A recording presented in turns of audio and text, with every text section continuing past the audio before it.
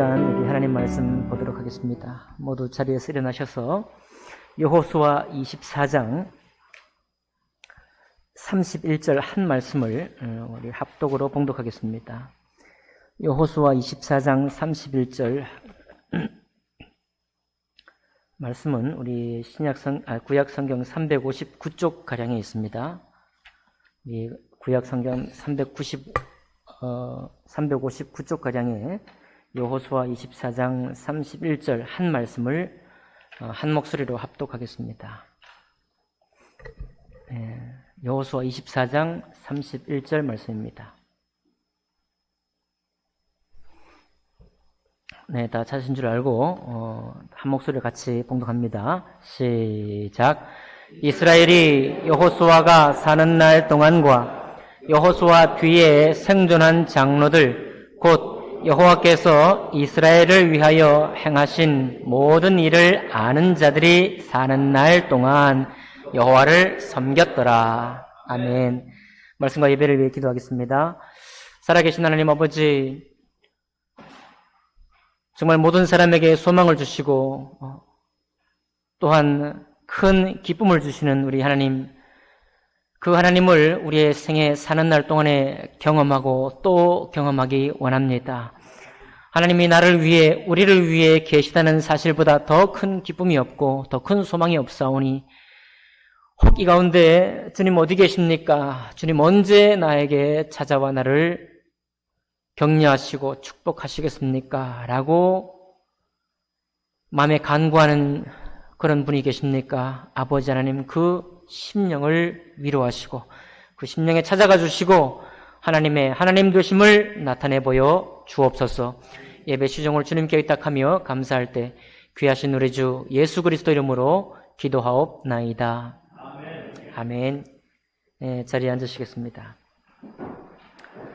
네, 오늘 여호수아 24장 31절 말씀을 본문으로 해서 하나님을 경험하라 라는 제목으로 말씀 나누겠습니다.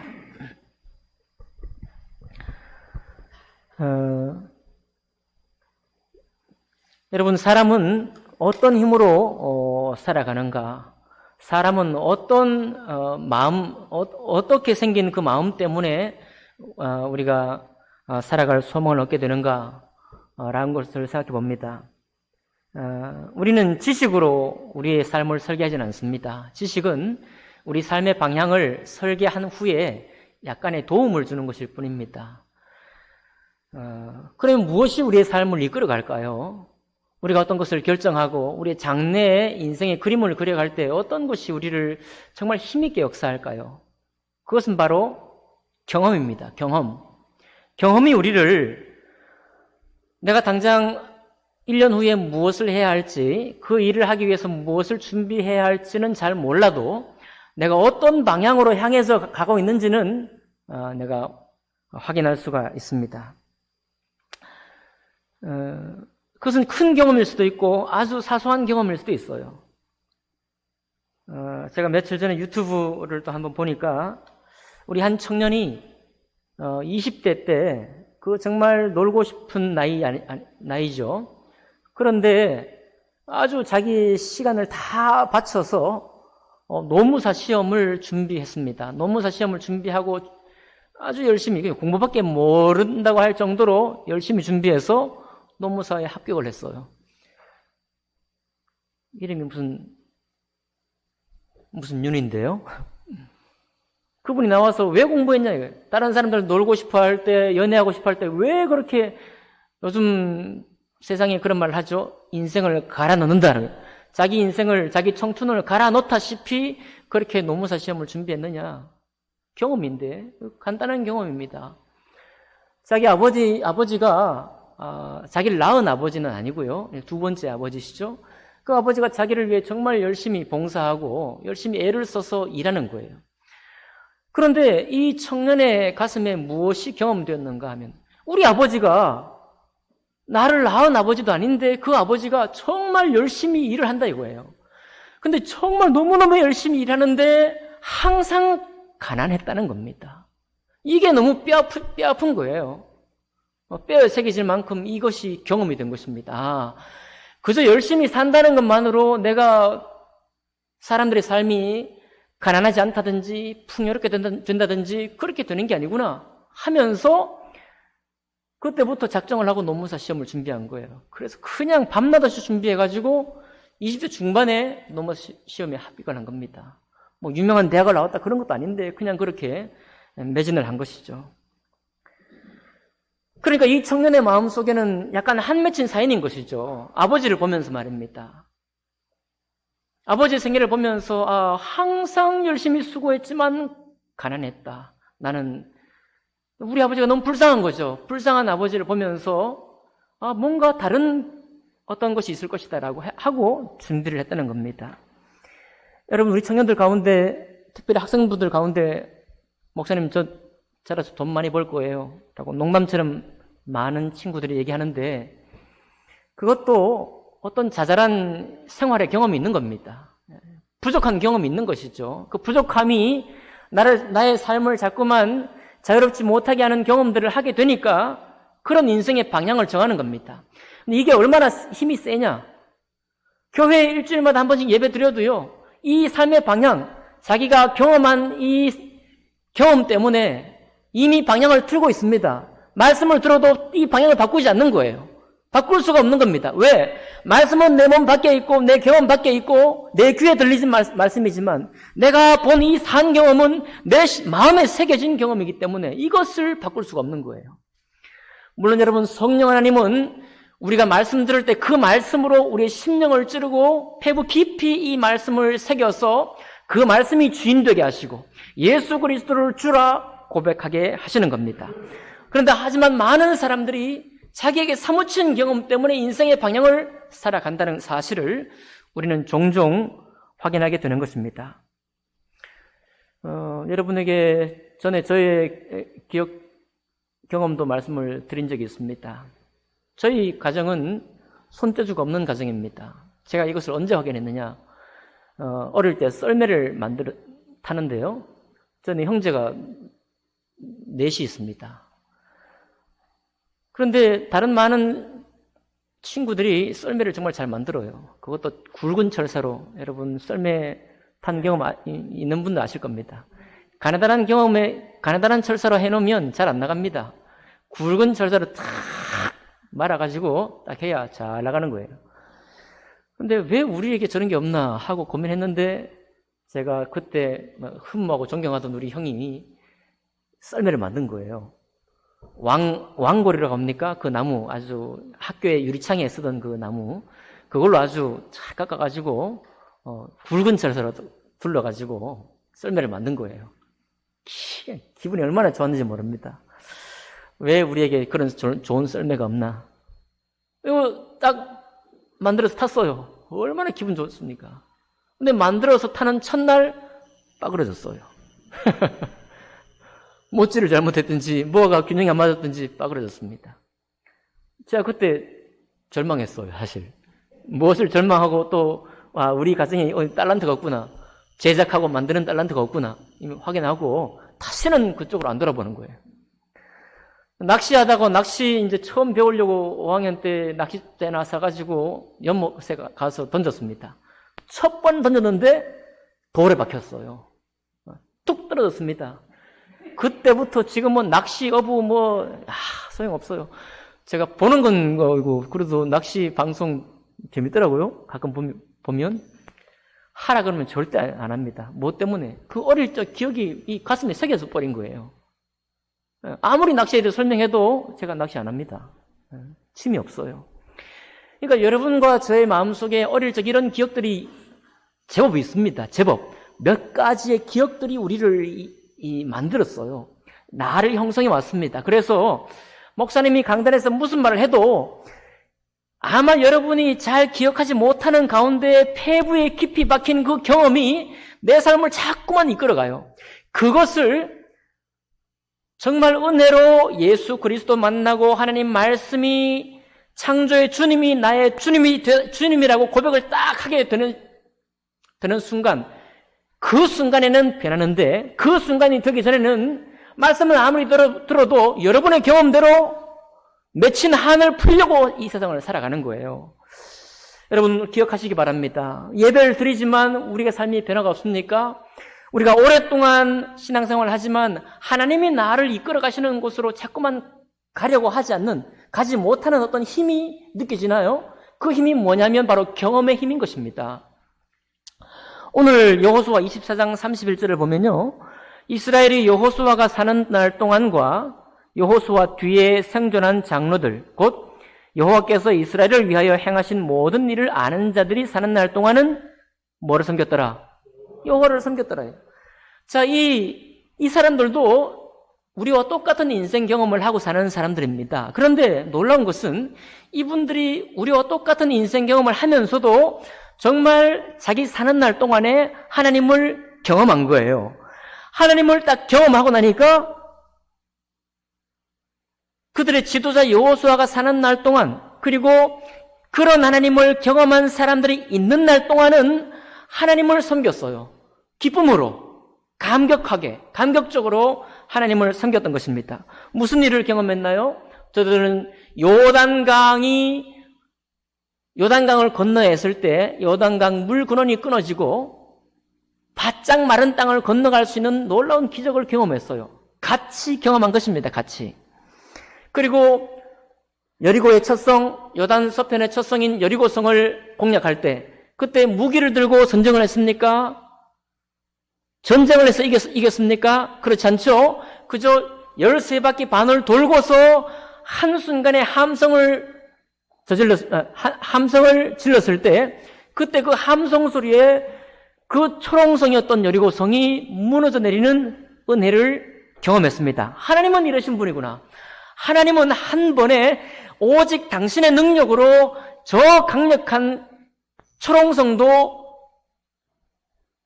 무너뜨릴 수 있는 하나님이시구나 경험했습니다. 그 다음에 그 승리의 경험을 가지고 아이성을 공략하러 갔는데 그때 아간이 행한 범죄, 공동체 안에서 한 사람이 범한 그 범죄 때문에 실패했어요. 30몇 사람이 죽고 말았습니다. 그랬을 때 하나님은 이스라엘을 회개하게 만들었어요. 회개하고 범죄한 사람을 하나님의 제단에 내어주고 나서 그리고 어떻게 했습니까? 이제는 매복 작전을 펼쳤어요. 근접해서 매복을 하고 또 매복을 시켜놓고 한 군대를, 아이성의 군대를 유인하도록 유인작전을 했습니다. 아마 여러분 유인작전을 한다는 건 굉장히 위험한 일이죠. 유인작전을 하다가 적군에게 죽을 수 있습니다. 그런 살 떨리는 긴장을 안고 유인작전을 하고 아이성의 군사들이 끌려 나오니까 때가 되었을 때 돌아서서 공략하려고 뒤에 매복시켜놨던 이스라엘 군인들도 다시 일어나서 양쪽에서 공략을 해서 아이성을 무너뜨렸습니다. 긴장 가운데, 살 떨리는 가운데 승리의 경험도 이스라엘이 했어요. 그뿐인가요? 가나안 땅은 중앙을 치고 남부를 치고 북부를 칠 때, 특별히 가나안 중앙을 칠 때 기브온 민족을 도와야 했을 때 말입니다. 태양아 아열론 위에 머물러라. 그런 여호수아의 기도와 선포를 보았죠. 그 선포, 그 선언과 그 간구를 주님이 들으시고 시간을 마치 멈춘 것처럼, 낮을 더 길게 운영하시는 것처럼 그렇게 하셔서 기브온 민족들을 대적하는 5 동맹 군사들을 다 무찔렀습니다. 그런 역사를 남부 전쟁에서 이기게 하시고 북부 하솔 왕이 이끄는 북부 동맹체를 무찌르는데도 하나님이 함께 하심으로 나와요. 하나님이 도우심으로, 주님이 함께 하심으로 그 땅을 차지하게 했습니다. 이런 경험이 이스라엘에게 왜 놀라운 경험인가요? 자기 눈앞에서 죽고 살고 하는 생사를 여탈할 수 있는 그런 전쟁 가운데에서 하나님이 건져내신 구원을 체험한 것입니다. 그뿐만 아닙니다. 이 구원의 약속은 언제 약속되었던 것인가요? 500년 전 아브라함을 하나님이 부를 때부터, 처음부터 500년 전에 약속한 그 약속이에요. 그 약속을 500년이 지난 지금 바로 우리 눈앞에서 그 약속을 이루시기 위해서 하나님이 살아 역사하시는 하나님으로 일하셨습니다. 그것을 눈앞에서 목격하니까 이 여호수아와 함께했던 제사장들도 지도자들도 하나님을 경배하지 않을 수가 없는 겁니다. 하나님을 찬양하지 않을 수 없는 거예요. 내 삶에 비록 내가 이 하나님을 경험하지 못할 때는 내 인생의 경험, 정말 우리 아버지 불쌍하다. 내가 돈을 벌어야지. 내가 정말 인생을 새롭게 살아야지. 그렇게 자기 인생을 살았던 사람들이 이 놀라운 주님을 경험하고 나니까 하나님을 예배하는 삶으로 돌아선 거예요. 정말로 하나님이 계심을 인정하는 삶을 살게 된 것입니다. 여러분과 제가 그런 삶을 살기를 원합니다. 그런데 사사기 2장 7절을 제가 좀 읽어드릴게요. 사사기 2장 7절. 여호수아가 죽고 110세에 죽고 난 후에, 그리고 하나님의 이 경험에 참여했던 이스라엘의 지도자들도 다 죽고 난 다음에, 그때 어떤 일이 생기는가 하면 사사기 2장 7절 볼까요? 백성이 여호수아가 사는 날 동안과 여호수아 뒤에 생존한 장로들, 곧 여호와께서 이스라엘을 위하여 행하신 모든 큰 일을 본 자들이 사는 날 동안에 여호와를 섬겼더라. 그런데 10절 보면은 그 세대의 사람도 다 그 조상에게로 돌아갔고 그 후에 일어난 다른 세대는 여호와를 알지 못하며 여호와께서 이스라엘을 위하여 행하신 일도 알지 못하였더라. 알지 못하였더라. 그때부터 어떤 일이 생기는가 하면 하나님을 알지도 못하고 하나님이 하나님의 백성, 당신의 백성을 위해서 어떤 역사를 했는지 알지 못하고 나니까 하나님을 잊어버리기 시작했습니다. 하나님을 떠나기 시작했어요. 하나님을 찾지 않기 시작했습니다. 그렇게 해서 생겨난 것이 사사기의 역사예요. 사사들을 주님이 세워서 하나님의 구원 역사를 베풀 동안에는, 그리고 그 사사가 살아있는 동안에는 주님을 예배할 수 있는 힘이 있었습니다. 그러나 그 사자가 죽고 난 후에 바로 하나님을 잊어버리고, 여러분, 사람이 하나님을 잊어버리면 어떤 삶을 사느냐? 자기 경험이 말하는 삶을 사는 겁니다. 내가 돈 벌어야 되겠다. 자기 경험이 말하는 삶을 사는 겁니다. 내가 좀 유명한 사람이 돼야 되겠다. 그걸로 그냥 사는 거예요. 그게 바로 뭡니까? 하나님을 떠나는 삶입니다. 범죄 아래에 있는 삶을 살게 되는 거예요. 그러니까 인생의 고난과 환난이 찾아오는 것입니다. 그래서 주님이 또 40년 동안 고생하게 하시고, 또 다른 민족에게 20년 동안 고난당하게 하시고, 그랬을 때 또 울부짖으니까 새로운 사사를 세워서 구원해 내시고, 이런 경험을 반복하게 된 거예요. 우리는 정말로 기억해야 할, 잊지 말아야 할 어떤 경험을 기념하기 위해서 기념비를 세웁니다. 우리 기억에 한계가 있기 때문이죠. 우리 자신이 직접 경험하지 않은 그런 공동체의 기억도 기념비를 세워서만 우리가 기억할 수 있습니다. 여러분, 급하게 시험 준비한 그 공부가 시험 끝나면 아무것도 기억나지 않죠? 기념탑을 잊어버리지 말자고, 6.25 한국전쟁을 잊어버리지 말자고 기념탑을 세우고 곳곳에 승전비를 세워도, 여러분, 우리나라가 세운 승전탑 기념비 아래 한번 가서 묵념이나 우리 순국 선열을 기념해 본 기억이 있나요? 학생 때 선생님 손에 이끌려서는 그렇게 하지만 우리는 그렇게 하지 않습니다.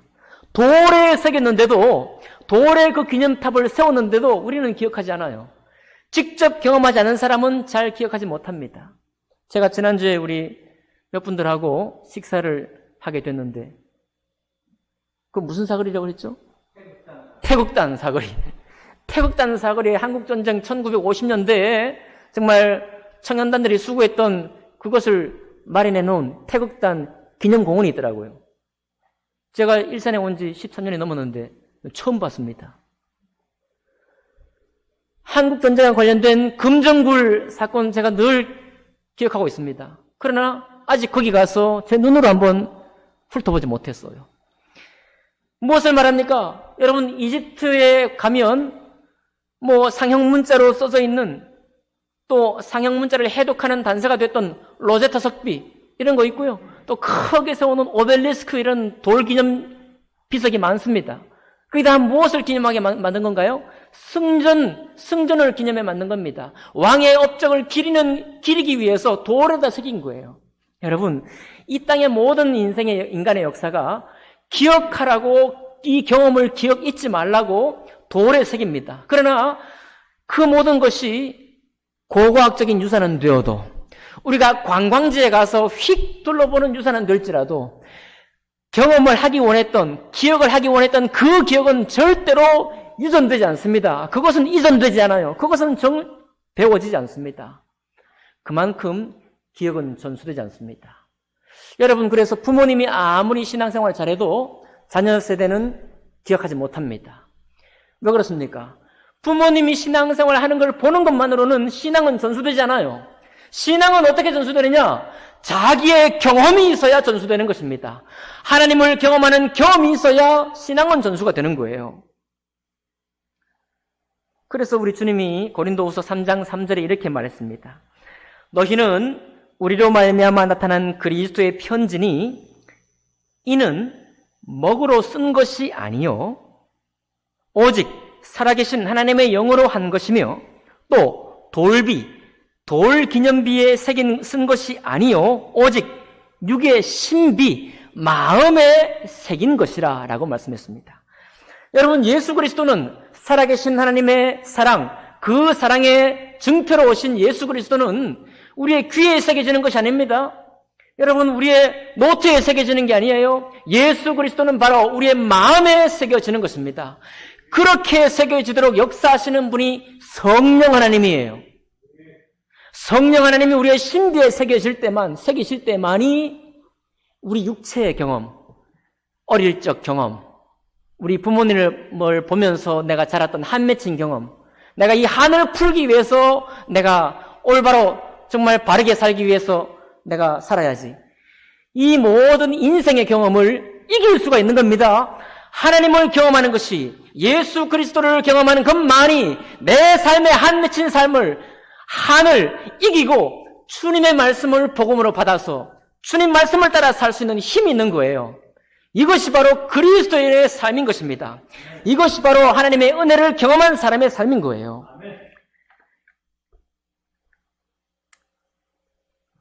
그러니 우리에게 중요한 것이 뭡니까? 우리에게 중요한 것은 하나님을 사무치도록 경험하는 것입니다. 아멘.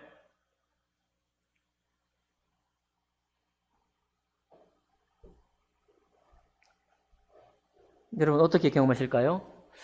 구약 이스라엘처럼 기적을 경험하고 싶으신가요? 나는 하나님 할 수 없습니다. 주님이 나의 이 불가능한 일에 역사하셔서 오직 주님만이 이 일을 하셨다는 것을 나에게 깨우쳐 주십시오. 그런 경험을 하기 원하시는가요? 네, 소망하신다면 그렇게 경험하실 수 있기를 바랍니다. 우연히 일어난 사고인데 그 사고를 하나님께서 전적으로 다 갚아주시고 또 나에게 피해가 되는 사고인 줄 알았더니 도리어 나에게 축복이 되는 사고였다. 그런 것을 경험하기 원하시나요? 네, 경험하시기 바랍니다. 하나님은 여러분과 제가 이 영혼이, 이 사람이 이것을 경험할 때 정말 나를 알겠다 라고 하신다면 반드시 경험하게 하실 거예요. 그러나 여러분, 오늘 이 자리에서 특별한 경험을 여러분에게 말씀드리기 원합니다. 여러분, 우리가 지금 코로나 이전 시대의 삶과 코로나 이후 시대의 삶이 완전히 다를 것이라고 언론에서 얘기를 해왔죠. 코로나 이전과 이후가 그렇게 대단한 분기점이 될 수 있었을까요? 인류 역사는 예수 그리스도 오시기 이전과 예수 그리스도 오신 이후로 그렇게 나눠진다고 하지 않습니까? 서기 예수 그리스도 오신 이후에, after Christ 예수 그리스도 오신 이후에, 그렇게 올해가 서기 2020년이죠. 주님 오신 이후 2020년이다 이렇게 말합니다. 그러면 정말 우리에게 중요한 그런 분기점이 무엇일까요? 여러분, 개인적으로 교회적으로 중요한 그런 이전과 이후가 완전히 갈라지는 그런 경험이 무엇일까요? 그건 바로 예수 그리스도를 만난 경험입니다.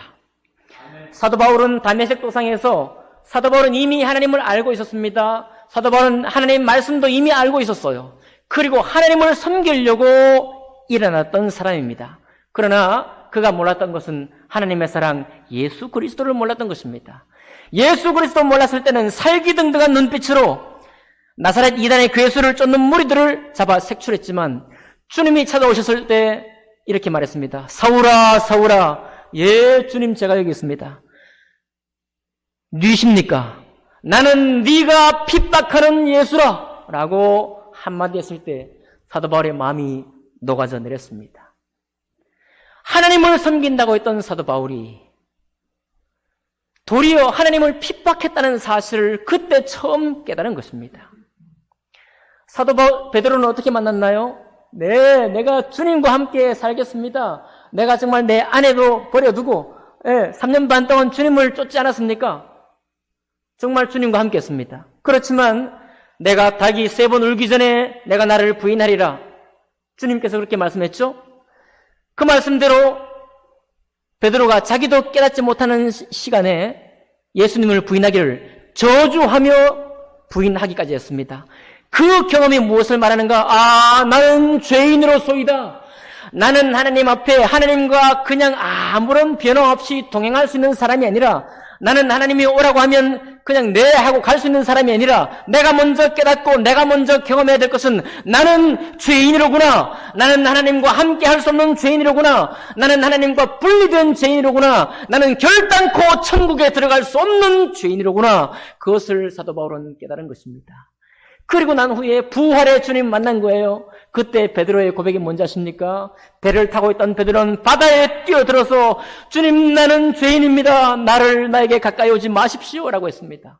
얼마나 자기가 죄인인 것을 깨달았으면 그렇게 말했을까요? 그랬을 때 부활의 주님이 베드로를 품었잖아요. 나는 바로 그런 너를 사랑하기 위해서 부활했고 영생의 주로 너에게 왔다. 그 한마디 듣고 혈기왕성하게 주님을 따라갔던, 그리고 주님이 십자가에 달리실 때 주님 그러면 안 됩니다 하고 멱살잡이했던 베드로가 완전히 꼬꾸라져서 주님 앞에 굴복하고 남은 모든 생애를 주님께 드렸던 사도 베드로를 보게 되는 것입니다. 안 그런 사람이 성경에 있나요? 그렇지 않은 사람이 있나요? 이 땅의 모든 교회들은 그런 사람들로 인해서 전수가 되어왔고 그런 사람들이 반복적으로 태어나서 교회는 계속해서 세계적으로 뻗어 나갔던 것입니다. 그래서 여러분, 코로나 이전과 코로나 이후 시대가 바뀐다. 우리도 잘 대처해야 되죠. 무시하자는 말이 아니라 잘 대처해야 됩니다. 잘 알아야 돼요. 그러나 정말로 여러분에게 또 저에게 선포합니다. 예수 그리스도를 정말로 내가 만나서 주님과 내 영혼이 부딪혀 내가 정말 죄인입니다라고 하는 그런 경험을 하지 못하는 한, 기억하십시오. 그런 경험이 없는 한 내가 어릴 적부터 받았던 경험이 나를 이끌어갑니다. 그건 여러분과 나의 주님이 아니에요. 나의 경험일 뿐입니다. 그 경험이 나의 인생을 계속 이끌어가요. 죄된 길로, 주님을 따르지 못하는 길로, 주님을 순종하지 못하는 길로 계속 이끌어갈 뿐인 것입니다. 그게 바로 주님을 경험하지 못한 사람의 인생인 것입니다. 저는 여러분과 제가 그런 인생이 되기를 원하지 않습니다. 여러분, 주님 만나셨나요? 아멘. 이 세상에 어떤 경험 받아도 주님을 만난 경험이 소중한 이유가 바로 거기에 있습니다. 아멘. 마음의 신비에 새겨지는 것입니다. 성령께서 우리를 눈물로 나의 죄인됨을 고백하고, 내가 존재가 죄인이었구나. 내가 태어날 때부터 죄인이었구나. 이거 내가 잘 살려고 하고 내가 선하게 살려고 한다고 해서 내가 죄인이 아닐 수가 없구나. 고백되는 것입니다. 여러분, 내 존재가 죄인이라는 사실은 우리에게 굉장한 슬픔을 안겨주는 것입니다. 굉장한 괴로움인 거예요. 때로는. 왜 주님이 괴로움을 안겨주십니까? 여러분, 내 평생의 마음에 심어졌던 인생의 경험이 물러가고 주님이 주된 자리를 차지하기 위해서는 그런 아픔을 겪지 않을 수가 없는 것입니다. 나의 내 모습을 바라보지 않을 수가 없는 거예요. 바로 그 다음 순간에 일어나는 것이 주님이 내 마음 가운데 좌정하시는 거예요. 하나님이 나의 주님이 되는 것입니다.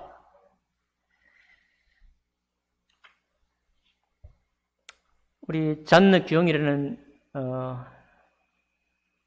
사람이 제가 지난 수요 예배 때 한 두어 번 여러분에게 소개해 드렸습니다.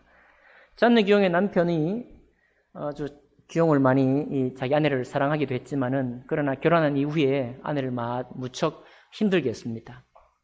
아내를 의심하고 그리고 잔느 규영은 시부모를 섬겨야 됐어요. 근데 시부모도 아주 힘들게 했습니다. 이 며느리를. 그러니까 거의 아주 오랫동안 힘들게 하고 그러니까 시부모도 의지가 안 되죠. 남편도 의지가 안 되죠. 근데 한참 고생하다가 나중에 남편이 이제 이 잔느 규영의 신앙을 조금 이해를 해 주기 시작했어요. 그런데 그 남편이 세상을 먼저 떠나면서 이런 말을 했습니다. 잔느 규영에게 뭐라고 얘기했는가? 절대로 사람에게 의지하며 살지 마시오. 한번 따라해 볼까요? 절대로 사람에게 의지하며 살지 마시오. 왜냐하면 여러분 사람에게 사람은 주님은 성경을 통해 분명히 말했습니다. 우리는 일향 미쁨이 없도다. 사람은 여러분 아무리 믿음직스러운 사람이어도 여러분과 나의 원하는 대로 우리의 소망을 따라 움직이지 않습니다. 각자의 스케줄이 따로 있는 거예요. 아시죠? 나를 잘 못해주기 위해 때문이 아니라 나에게 무슨 해코지를 하려고 하는 것이 아니라 우리 각자의 인생을 주님이 시간표를 따라 인도하시기 때문에 나는 지금 그를 원하는데 그가 나와 함께 할 수 없는 그런 때가 있는 것입니다. 돈이 사람을 속인다고 하죠. 그러나 사람의 인생 계획이 우리를 속일 수 있는 것입니다. 따라서 주님은 그렇게 사람을 의지하게 될 때 또 분노도 일어나고 또 싫어하게 되기도 하고 미워하게 되기도 하고 또 사랑을 나누기도 하지만 그를 의지하게 되면 소망이 없다는 사실을 우리에게 말씀해 주고 있는 것입니다. 그러면 누구를 의지해야 됩니까, 여러분? 우리가 누구에게 우리의 삶을 맡겨야 되는 거예요? 바로 영혼의 주가 되시고 창조주이신 우리 주님 앞에 우리의 인생을 내어 맡기는 것입니다. 의지한다고 하니까 여러분 연애할 때 남자가 여자가 남자를 의지하는 것처럼 그런 게 의지가 아니에요. 의지한다는 말은 뭐냐? 하나님을 의지한다는 말은 뭐냐면 나 홀로 굳게 세워질 수 있도록 인도하시는 하나님을 의지하는 것입니다. 아멘. 여러분 우리 하나님이 얼마나 좋으신 분인지 아십니까? 여러분과 내가 혼자 일을 하는데도 외롭지 않을 수 있는 거예요. 내가 홀로 무슨 계획을 세워도 두려워하지 않을 수 있는 것입니다. 왜 그렇습니까? 하나님께서 우리를 받쳐주고 있기 때문이에요. 우리를 위하고 계시기 때문에 그렇습니다. 여러분 오늘 여기 아까 우리 읽었던 여호수아 24장 31절 말씀을 가만히 보면요. 우리 영어 성경이 여러 가지 있지만 제가 자주 인용하지 않는 성경 중에 NLT라는 성경이 있습니다. NLT 성경에는 이렇게 번역을 해놨어요. 여호수아가 사는 날 동안과 또 하나님이 하신 일을 알고 있었던 장로들이 있는 동안에 하나님이 하신 일을 경험한 그 장로들이 있는 동안에 라고 하는 이 말을 뭐라고 했는가 하면 personally 경험하다 personally experienced 개인적으로 경험한 사람들이라고 나와 있습니다. 여러분 물론 공동체가 함께 경험한 거예요. 그렇죠? 요단강을 건널 때 이스라엘 백성 전체가 다 함께 경험했습니다. 여리고성 무너뜨릴 때도 공동체가 전체로 경험한 거예요. 그런데 공동체가 전체로 경험할 때 그 모든 것이 각자에게 충격이 왔습니다. 각자에게 살아계신 하나님은 바로 이러신 분이구나. 그 마음에 새겨지는 경험이 된 거예요. Personally experienced. 그렇기 때문에 여러분 우리가 이 자리에 함께 예배하고 있습니다. 여기 하나님 말씀을 함께 듣고 있습니다. 그리고 일주일 동안 나가서 다시 살 거예요. 그럴 때 정말로 우리의 소망이 무엇입니까? 우리의 힘이 되는 것이 무엇입니까? 주님, 나는 집사님의 하나님도 아니요, 나는 목사님도 하나님이 아니요, 내 이름 석자 바로 나의 하나님으로 나에게 경험되기 원합니다. 그리고 더욱 특별히 예수 그리스도 주님, 그 주님이 공식적으로 이렇게 고백하면 구원받는다더라. 내가 죄인인 걸 고백하면 구원받는다더라. 이렇게 알려진 주님이 아니라 바로 여러분 나의 영혼에 찾아오신 예수님, 어떤 말씀을 묵상하는데 그 말씀으로 나의 영혼의 죄악이 깨뜨려지고 정말 주님이 주님으로 인정되는 그 말씀을 고백할 때, 그 말씀이 고백될 때, 바로 그런 말씀이 경험될 때 그 사람의 인생은 그 이전과 그 이후가 확연히 달라지는 삶이 되는 것입니다. 연속하는 인생이 아니고 바로 불연속적인 인생이 되고 단절된 인생이 되는 거예요. 하나님 없던 인생에서부터 단절하고 주님이 계신 인생으로 살게 된다는 말씀인 것입니다. 너무너무 중요해요. 그래서 여러분, 우리 부모님들 이미 다 경험하셨습니다. 내가 이렇게 신앙적으로 예배를 열심히 섬기고 교회를 잘 섬기는데 우리 자녀가 신앙이 똑부러지지 않아요. 이유가 뭔지 아십니까? 부모의 잘못이 아니에요. 그 자녀가 개인적으로 개별적으로 주 예수 그리스도를 만나는 경험이 없기 때문에 그렇습니다. 경험이 없는 사람은 아무리 예배를 드리고 귀에 들어도 진리를 분간하지 못합니다. 진리에서 자랄 수가 없는 거예요. 그 첫 번째 경험이 바로 주 예수 그리스도의 경험입니다. 이 가운데 예배하신 여러분, 어떤 분이라도 반드시 개별적으로 개인적으로 주님을 만나시는 경험을 하시기를 주의 이름으로 부탁드립니다. 그리고 만약 그런 것이 없다면, 그런 것이 불분명하다면 그것이 여러분 인생의 가장 중요한 기도 제목이 되어야 합니다. 끝으로 오늘 예배하시는 우리 은사모 부친 모친들께 당부 말씀드리겠습니다. 여러분, 제가 이렇게 말씀을 선포하는 사람이지만 저도 최근자에 들어서 믿음이 조금 떨어지기도 했습니다. 감사하게도 지난주 월초 기도의 시간을 통해서 하나님 저를 다시 회복시켜 주셨습니다. 왜 제가 믿음이 조금 식어졌느냐 하면 우리 주위에 아픈 분들이 너무 많고 힘겨워하는 분들이 많고 이것이 단번에 끝날 일들이 아니기 때문에 기도하다가 지치는 거예요. 섬기다가 지치는 것입니다.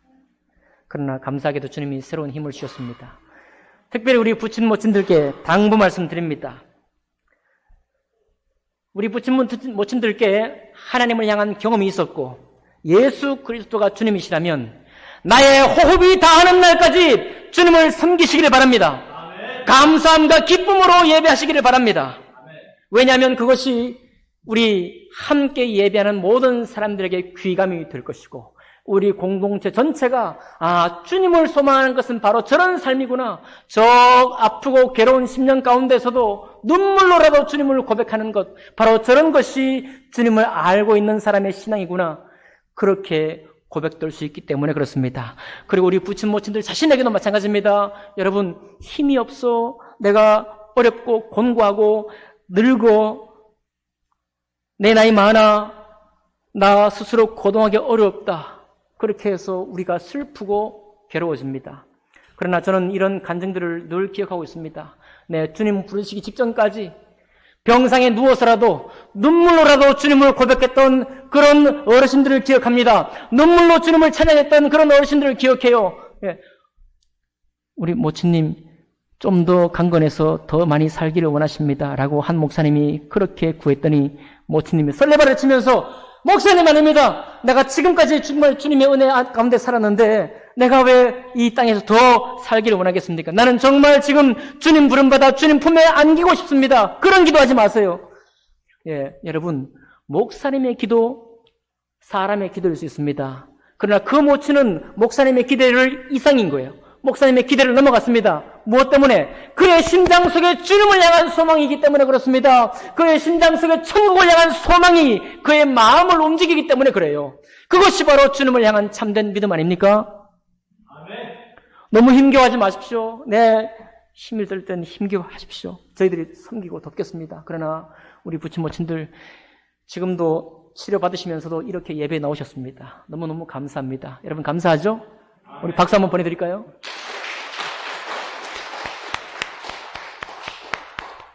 주님이 살아계시는 한 우리도 우리의 소망과 기쁨은 계속됩니다. 이것이 살아 역사하는 그리고 하나님을 경험한 성도의 삶입니다. 여기 앉아 계신 모든 분들이 개별적으로 개인적으로 주님 만나고 그리고 인생의 모든 어려움들도 놀라우신 하나님을 경험하는 인생이 되어서 우리 살아 생전에 평생 동안 주님을 예배하고 주님을 기쁘게 하는 일에 우리의 삶의 방향이 바뀔 수 있는 여러분과 제가 될 수 있기를 주님 이름으로 축복합니다. 기도하겠습니다.